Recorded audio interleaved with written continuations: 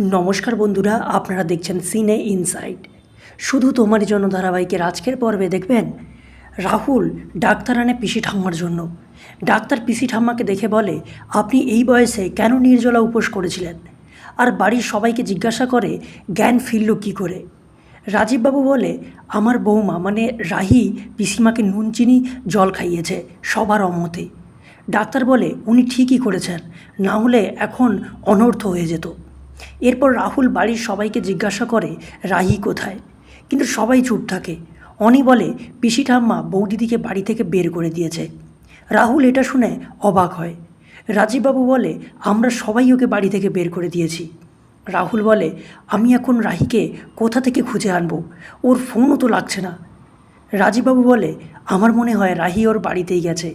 রাহুল, তুই এক্ষুনি যা আর ক্ষমা চেয়ে রাহিমাকে বাড়িতে ফিরিয়ে আন, তারপরে আমরা সবাই ওর কাছে ক্ষমা চাইব। এরপর রাহুল রাহির বাড়িতে এসে রাহির বাবা মাকে তিতলির কীর্তিকলাপের ব্যাপারে সবটা বলে। রাহুল বলে, এই তিতলির জন্য সবটা হয়েছে, ও আমাদেরকে শেষ করে দিতে চায়। আর রাহিকে যদি আমি খুঁজে না পাই তাহলে আমি কিন্তু কাউকে ছাড়ব না। এদিকে রাহি কলেজের লাইব্রেরিতে বসে থাকলে সেখানে রাহুল আসে, আর রাহুলকে দেখে রাহি অবাক হয়। রাহুল বলে, বাড়ি ফিরে চলো রাহি। রাহি বলে, তুমি জানলে কি করে যে আমি এখানে আছি? রাহুল বলে, তুমি বিয়ের দিন যেভাবে জানতে যে আমি টেনিস কোর্টে আছি।